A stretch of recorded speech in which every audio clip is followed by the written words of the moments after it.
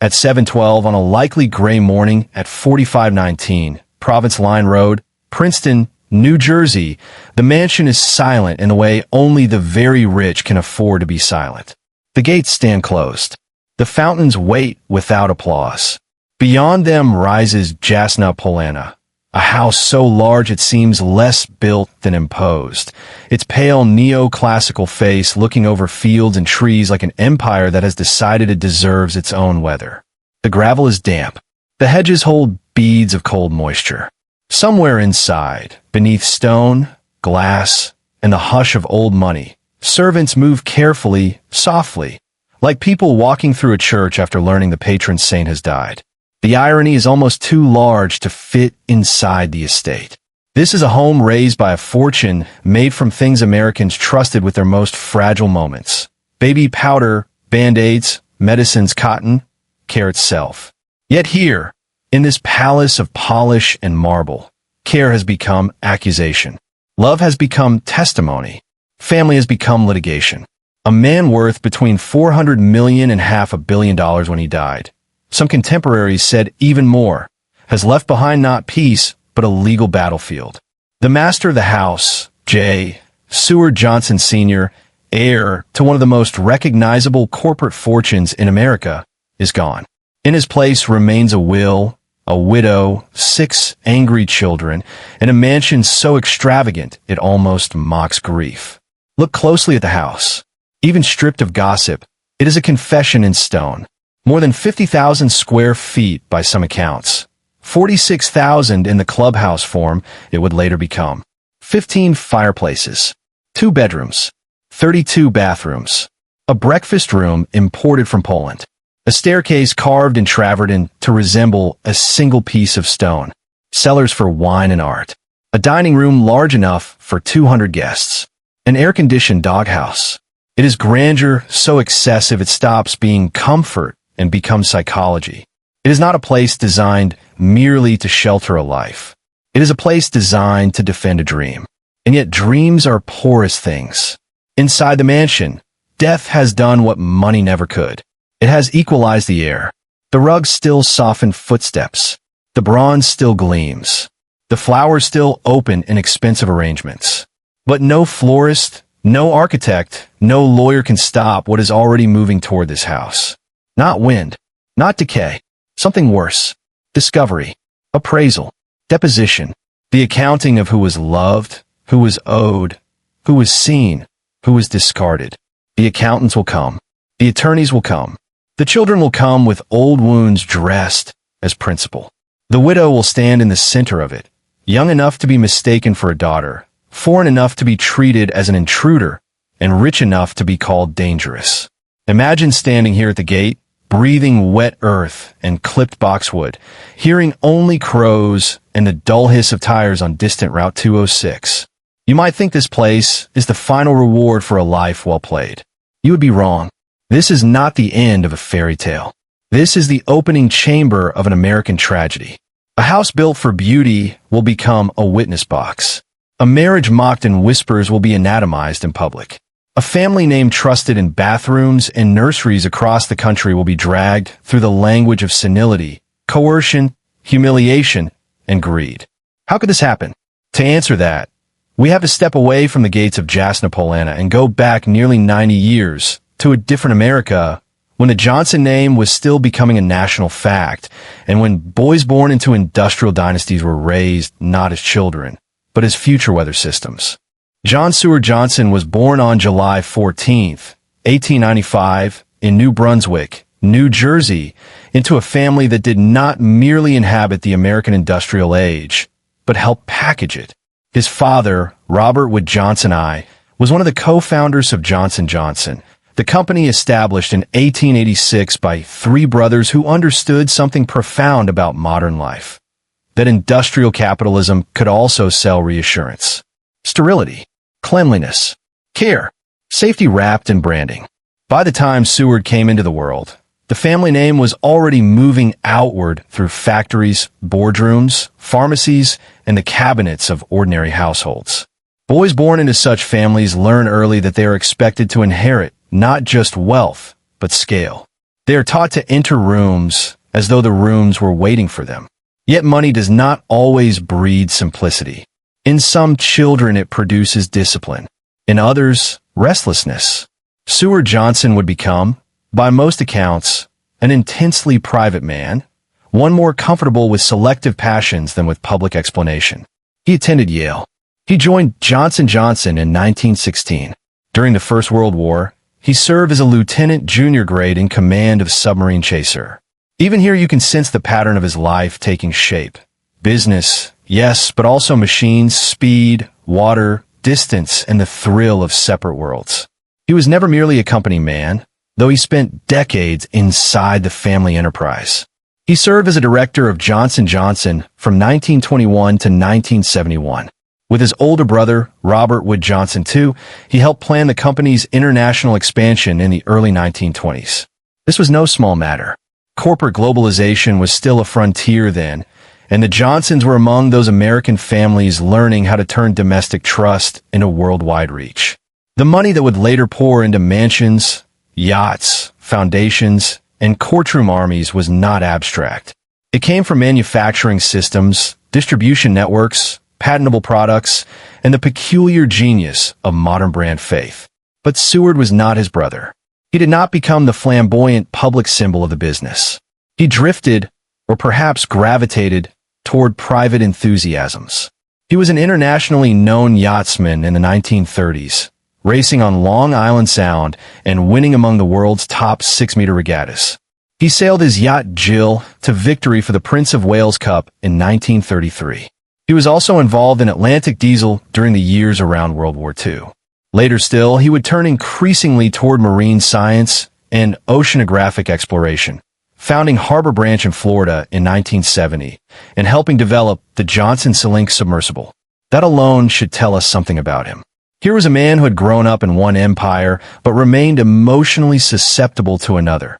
The empire of the undiscovered, the sea, the hidden chamber, the place beneath the surface where money cannot breathe for you. And yet for all his accomplishment, Seward's personal life was already learning the expensive grammar of fracture. He married Ruth Dill, and they had children together, Mary Leah, Elaine, J. Seward Johnson Jr., and Diana. Later, after that marriage ended, he married Esther Underwood in 1939, and they had 2 more children, Jennifer and James Loring. 6 children in all. 6 branches of expectation. 6 different calculations of what a father owed, what a dynasty meant, and what belonging should look like when measured not in affection, but in deeds, trusts, and wills. Families like this often appear solid from a distance because wealth performs coherence. It buys lawns that erase footprints. It buys handlers, etiquette, and managed silence. But silence is not health. It is only unlit conflict. Room after room after room of polished order can hide a life that is privately improvised. Seward, by later accounts, was difficult to read even to those closest to him. He could be generous, elusive, attentive, absent. Like many rich men of his generation, he was allowed the luxury of contradiction because the scale of his resources made contradiction survivable for him, even when it wounded others. By the late 1960s, America itself was changing. Old WASP dynasties still existed, but their authority no longer went unquestioned. Television had made private shame harder to contain. Social rules were loosening. Women moved differently through the world. Immigrants arrived with less deference and more hunger. Marriage was becoming less sacrament, more negotiation. And in 1968, into this shifting American weather came Barbara Piasecka. She was born on February 25, 1937, in Staniewicz, then in eastern Poland, later within Belarusian borders after the great brutal cartographies of the 20th century. She grew up in the shadow of war, occupation, displacement, and the strange emotional economy of Eastern Europe, where beauty and hardship often coexist without apology. Her family later moved to Wrocław. She studied art history at the University of Wrocław. That matters. Too often the simplified version of her story reduces her to a maid who married a millionaire, as though her life began only when America noticed her. But before she became a headline, she was already a cultivated woman shaped by European history, visual memory, old objects, and the seriousness of art. In 1968, she arrived in the United States with very little money. Accounts usually say around $100 to $200, and almost no English. The mythic shape of her entrance is irresistible. A young Polish woman in New York, almost penniless, carrying an education that could not immediately be converted into security. America loves such stories because it can never decide whether to admire them or punish them. The immigrant who remains poor is pitted. The immigrant who becomes rich is interrogated. Through a chain of connections, Barbara, known as Basha, was hired at the Oldwick, New Jersey household of Seward Johnson and his second wife, Esther, sometimes called Essie. She was brought on as a cook, though multiple accounts, with a certain amused cruelty, note that she was not much of one. Her role shifted more toward domestic service. There is something almost novelistic in the details. The old family estate, the foreign young woman, the aging heir, the wife who does not yet realize history, has entered the house wearing practical shoes. Little did they know, fate was already arranging the furniture. Barbara left the household within about a year to study art at New York University. But by then, something crucial had happened. Seward Johnson had noticed her. Whether what followed was romance, rescue, obsession, loneliness, dependency, or some unstable mixture of all five, depends on who is telling the story. Wealthy late-life marriages are always judged more harshly than early ones, because people assume money must have been the true bridegroom. Sometimes that assumption is fair. Often it is only partially fair. Human need is rarely singular. A lonely old man may want youth, admiration, and the illusion of rebirth. A young immigrant woman may want safety, recognition, access, and escape. Between them can still exist tenderness. Between them can still exist manipulation. The tragedy is that both can be true. Seward established Barbara in a Manhattan apartment. Then, in time, he moved in with her. In 1971, after divorcing Esther, he married Barbara Piasecka. He was 76. She was 34. None of his 6 children attended the wedding. Pause there. Feel the weight of that absence. Weddings are supposed to announce continuity. This one announced rupture. Even without court records, even without later accusations, the empty chairs tell the story. The children understood the marriage not as a new chapter, but as an invasion. The father, perhaps, understood it as liberation. Barbara may have understood it as destiny, or simply as the first door in life that opened and did not close in her face. All 3 readings can live together. That is what makes this story powerful.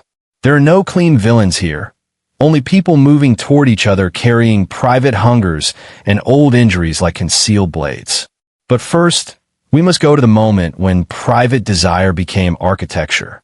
Sometime in the mid-1970s, Seward and Barbara began building the estate that would become the physical symbol of their marriage, Jasna Polana.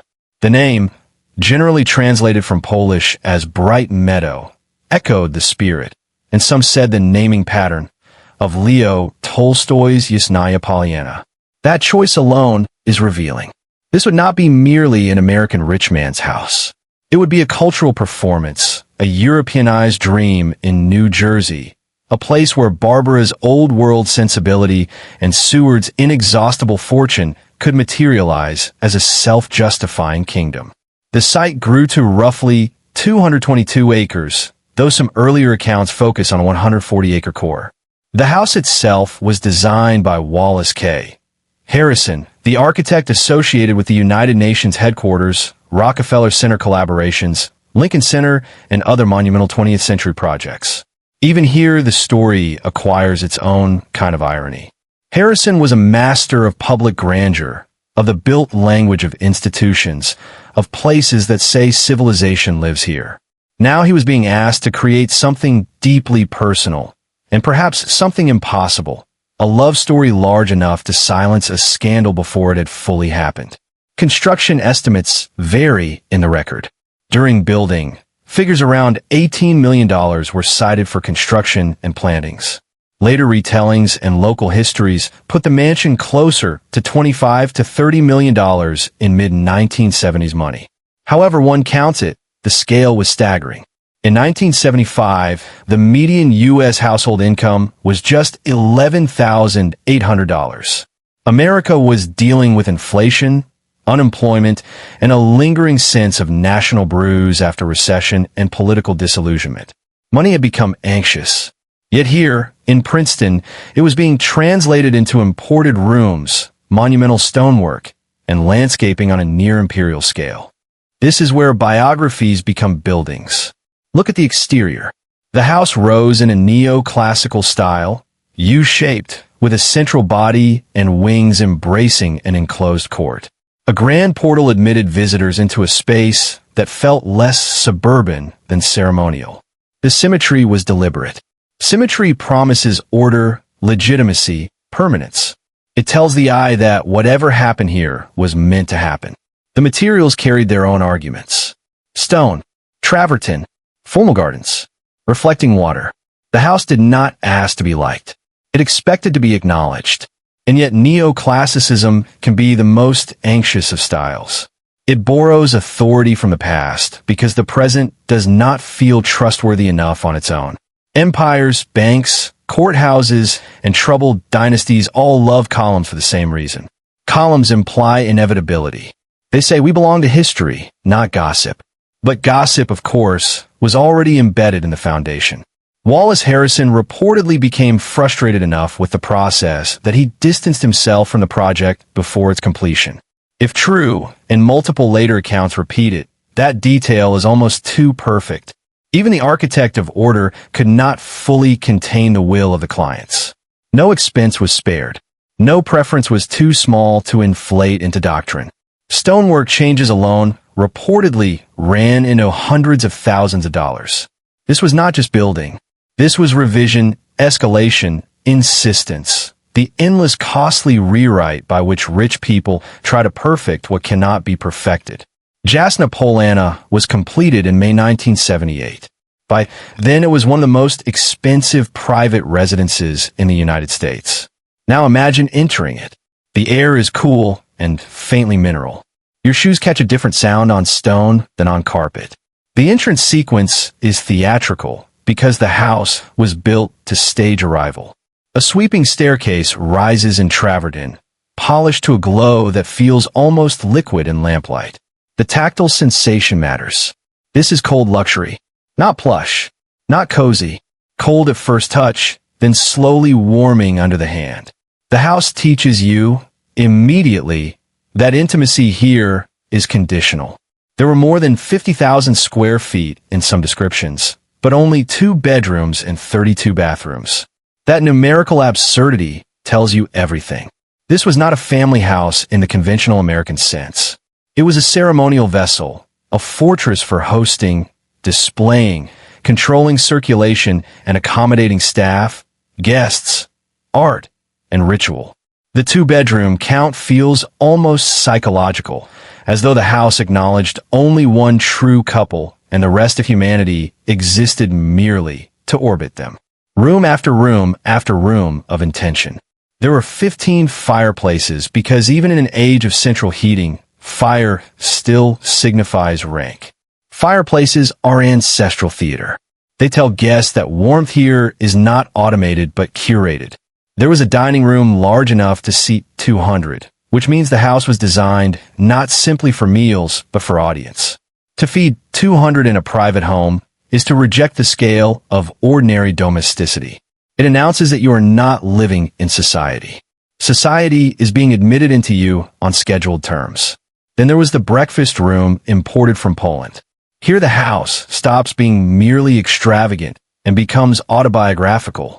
Barbara's past, once dismissed as foreign and marginal, was now literally installed into the center of elite American space. A room crossed borders the way she had. But unlike her, the room was not questioned. No one asks a carved table if it came for love or money. No one cross-examines a chandelier. The mansion was also designed to hold art.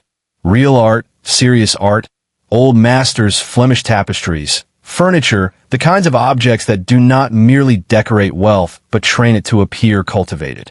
Barbara had studied art history. With Seward's fortune, she developed a collection that included works attributed to or associated with figures like Rembrandt, Botticelli, Fra Angelico, Raphael, alongside tapestries and important furniture. The psychological meaning of this cannot be overstated.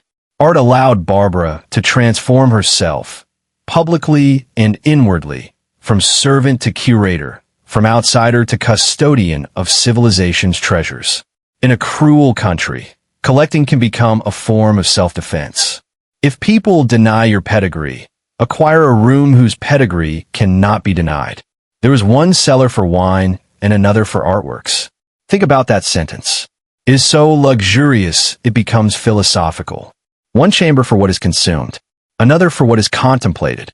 Appetite below, eternity beside it. The wealthy often imagine they can resolve mortality by surrounding themselves with objects that have already survived centuries.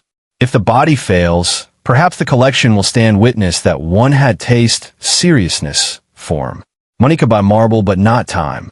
So it bought the next closest thing, provenance. And yes, there was an air-conditioned doghouse. We laugh because we must.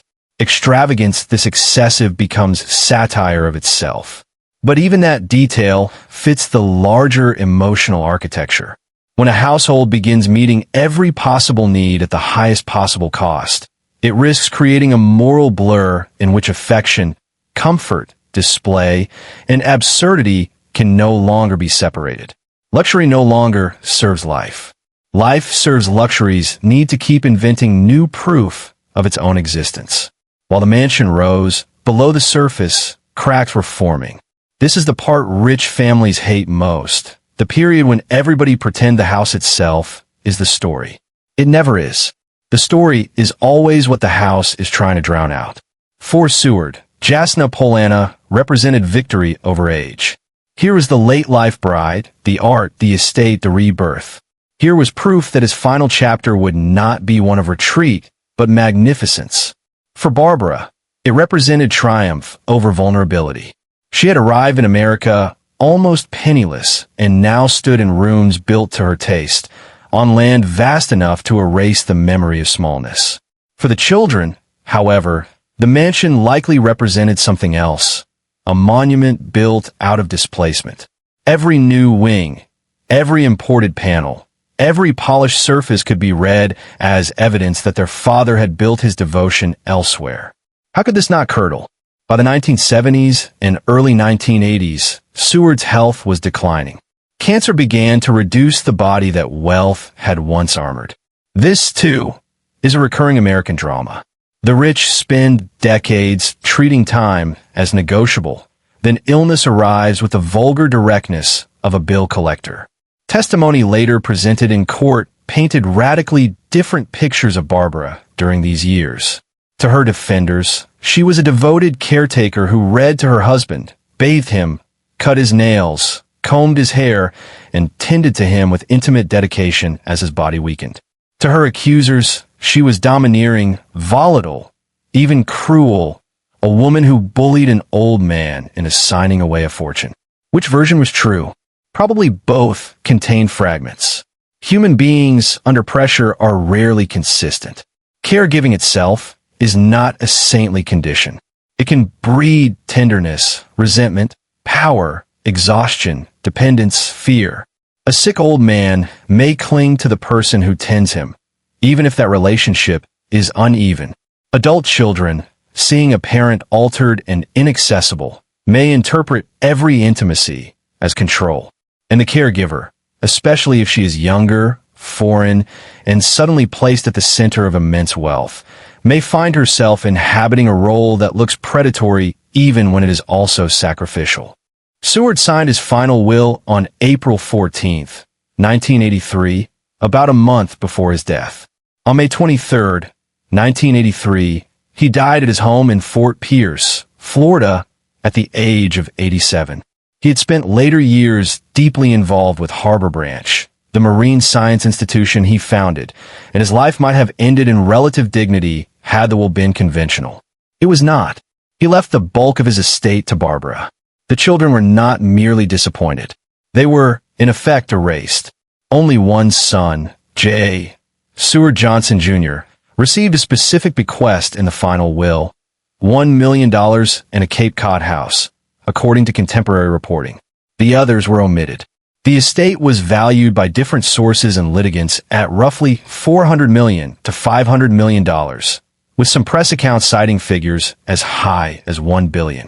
In today's money, that is the scale of dynastic capital, the sort of fortune that changes not just lives, but weather patterns of influence.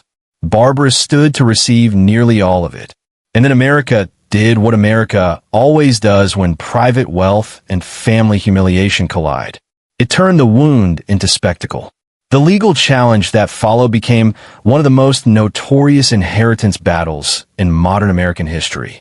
The children and associated parties argued that Barbara had exerted fraud, duress, and undue influence over a frail, elderly, possibly mentally diminished father. They claimed he had not been competent or not free when he signed the will. They painted Barbara as an interloper who had entered as servant, seduced as opportunist, and finished as conqueror. The defense, in turn, highlighted the children's existing trust wealth, their distance from Seward, and Barbara's intimate role in his final years. They suggested that what looked to outsiders like manipulation may have been something simpler and harder to stomach: preference. This is the great unspoken terror in wealthy families. Not that the money will disappear, but that love, or its legal equivalent, will be redistributed according to desires no one wants to acknowledge. The trial dragged on for months. It became, by every account, ugly. A 3-year battle, a 17-week courtroom brawl, more than $24 million in legal fees, around 75 witnesses, former servants, managers, lawyers, relatives, medical experts. The language of the case was savage because inheritance cases are never about money alone. They're about retroactive legitimacy. Did he mean it? Was she loved? Were we abandoned? Was the father in his right mind? Or did he reveal his true mind only at the end? Did the widow save him or isolate him? Was the family defending principle or just wounded entitlement? Courtrooms are poor places to settle such questions.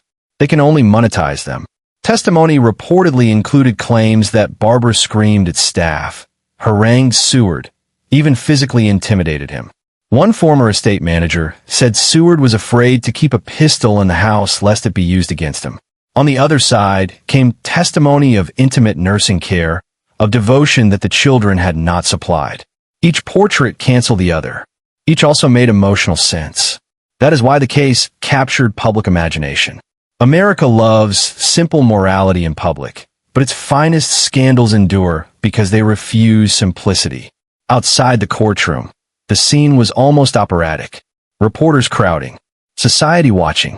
A Polish-born widow younger than most of her stepchildren walking through microphones and flashbulbs while a dynasty's internal route was translated into daily copy. She was not just a litigant. She was a symbol onto whom everyone could project their fears about class, aging, sexuality, immigration, and money. To some, she was the gold digger who proved every rich man's foolishness. To others, she was the caretaker scapegoated by spoiled heirs who assumed blood should always outrank devotion. To still others, she was both, part vulnerable, part formidable, an immigrant who had learned quickly that in America, if you win too much, people call your victory indecent. The settlement came in 1986, just before the case would have gone to the jury. That timing tells its own story. Juries are where control ends. Better, perhaps, for everyone to settle than to let 12 strangers pronounce on the emotional ruins of the Johnson family. The terms are reported with small variations across sources, but the broad outline is consistent. Barbara retained roughly $340 to $350 million, including a huge block of Johnson Johnson shares and the estate itself. The children received about 12% of the estate, often described as roughly $5.9 to $6.2 million each, or around $40 million in total. Harbor Branch received a separate, some reported around $20 million. Both sides claimed victory, which is another way of saying no one won. He was bankrupt in none of the financial senses. But something else had gone bankrupt, the idea that wealth can preserve dignity by sheer scale.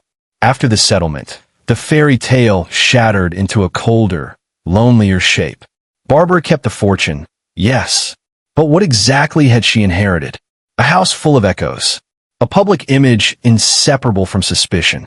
A marriage forever interpreted through legal transcripts. Money on a scale so large it could solve almost every external problem except the one at the center: legitimacy.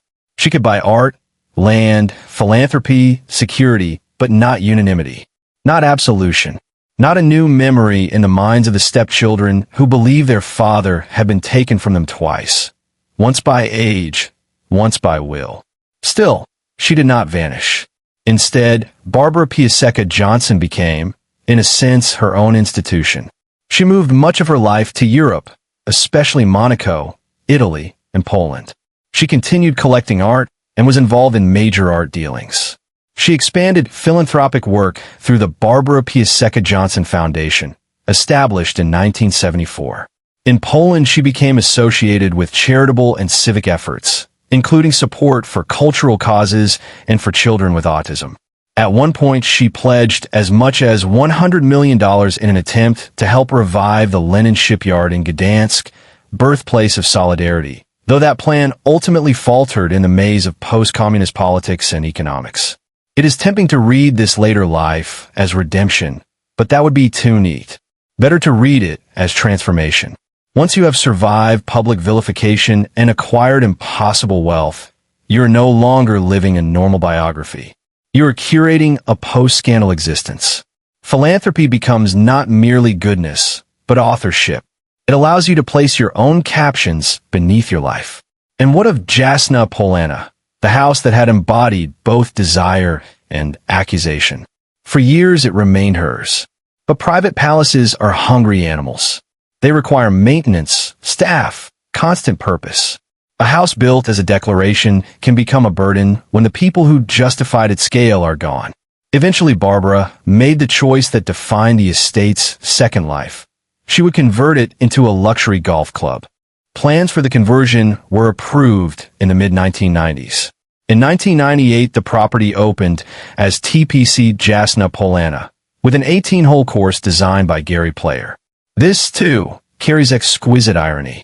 The mansion, built as an almost defiantly private marital kingdom, would become a place of curated access, where members, corporate leaders, golfers, wedding guests, and invited publics could move through spaces once charged with personal myth. The library and living areas became dining space. Guest rooms became locker rooms. The private suite lingered upstairs like a ghost of the old order. The lawns, once scenery for a single couple's triumph, now frame tee boxes and fairways. Think about that transformation. It is one of the great American alchemies. We take scandal, privatize it until it exhausts itself, then reopen it as leisure. The court case becomes clubhouse lore.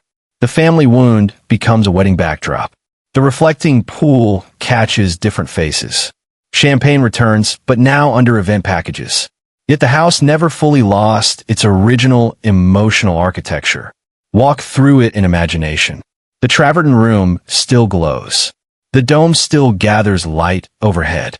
The scent is no longer solely of polish, flowers, and private dinners. Now it mixes with linen service, cut grass, expensive menus, and the faint athletic earthiness of golf culture. The silence has changed, too. It is less intimate, more institutional. The echoes are shorter because more people pass through. But the building remembers. Great houses always do. Stone is not sentimental, but it is stubborn. It keeps shape after meaning changes. Jasna Polana went on to host the Instanet Classic on the Champions Tour between 2000 and 2002. The Gary Player course stretched roughly 7,100 yards, with manicured fairways, practice facilities, and the prestige of the PGA Tour network. Fortune 500 leaders and corporate members joined. Weddings were held. Events unfolded in rooms that had once been arguments between a husband, a wife, and history itself. Unlike Gatsby's mansion, this one did not simply empty and rot. It adapted. That may be the more unsettling fate. Decay is honest. Reinvention is ambiguous. A ruined house tells you ambition failed. A repurposed one tells you ambition merely changed revenue models. Barbara Piasecka Johnson died on April 1st, 2013, near Wrocław, Poland, after a long illness at the age of 76. By then, she had outlived the scandal that first made her infamous, though not the story attached to her name. Obituaries could never resist the fairy tale frame. Maid marries multimillionaire, inherits fortune, fights off heirs. But that frame is too small. She was also an art historian, collector, philanthropist, immigrant, litigant, and survivor of one of the harshest public moral inquests a private woman can endure. To reduce her to either saint or predator is to miss the point. She was a person reshaped by money's force field, and then forced to live inside the distortions it created. Meanwhile, the estate she once ruled continued its long metamorphosis. In 2023, the 222-acre Jasna Polana property was again placed on the market. Local reporting suggested multiple future possibilities, from continued golf club use to redevelopment scenarios. That, too, is profoundly American. No place, no matter how storied, escapes the spreadsheet forever. Zoning, redevelopment law, highest and best use analysis. Eventually, even memory is invited to justify itself financially. Then, in 2024, the property found a new steward. Concert Golf Partners acquired TPC Jasna Polana after what reports described as significant interest and around 20 offers. The buyer emphasized preservation, continuity, and investment. The property remained a private golf club. Contemporary descriptions note a 46,000 square foot clubhouse, gardens with a reflecting pool, a tennis court, event spaces, 2 lodges with 16 bedrooms for overnight accommodations, and more than 100 works of rare fine art remaining on site. The old mansion survived, not as a tomb, but as a commercial aristocrat, still polished, still impressive, still monetizing prestige. So what are we left with?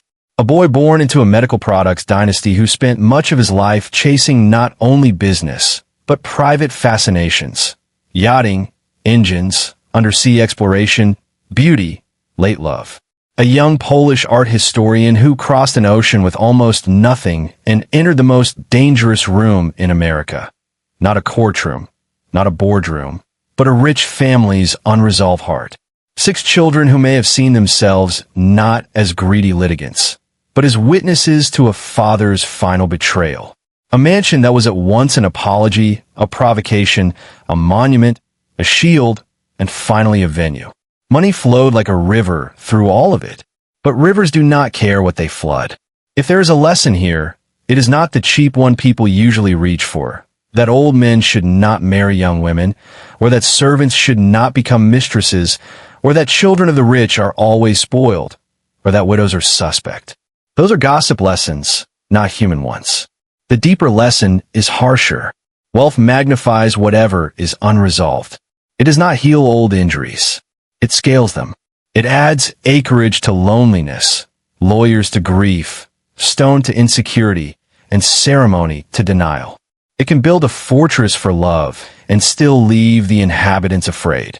It can create a house so grand it looks immortal, only to reveal that the true foundation beneath it is as fragile as any ordinary family silence. Money could buy imported rooms, rare paintings, formal gardens, and a dining table for 200. It could not buy a unanimous version of the past. It could not buy uncontested memory. It could not buy children who felt chosen, a widow who felt unquestioned, or a dying man who could explain himself from beyond the grave. He built a fortress to protect his final life. Instead, he built a stage on which every hidden grievance would someday perform. And so we return to the gate. The morning is still gray. The house still stands. Dew clings to the edges of the lawn. Somewhere a maintenance cart hums where once limousines rolled. The air smells of cut grass now more than roses, of club life more than private ritual. Guests arrive in jackets instead of family in morning black. Glasses ring in dining rooms where accusations once gathered like static. A golfer studies the line of a putt on land purchased by a man who may once have believed this meadow could make his late life bright enough to escape judgment. Imagine standing here again, looking up at that facade. You know more now. You know the young bride was not just a stereotype. You know the old heir was not just a fool. You know the children were not just cartoon villains clutching at inheritance. You know the house was never merely a house. It was a translation device. It translated longing into limestone, age into grandeur, insecurity into scale, and finally scandal into legacy. Jasna Polana survives because America is very good at preserving surfaces. We restore walls. We replant gardens. We rename rooms. We convert private myth into marketable charm. But beneath the manicured present, the old story still breathes. The war inside the Johnson Johnson heirs mansion was not really about who got the money. Not only that, it was about who had the right to define love after death, who belonged in the final portrait, who could stand inside the bright meadow and say, without being laughed out of court, this was mine. The gates remain. The gravel still remembers tires. The stone still holds the cold of early morning. And somewhere inside that enormous house, behind elegance, behind reinvention, behind the profitable afterlife of prestige, the oldest truth of all still echoes through the halls. He had everything money could buy. It still was not enough.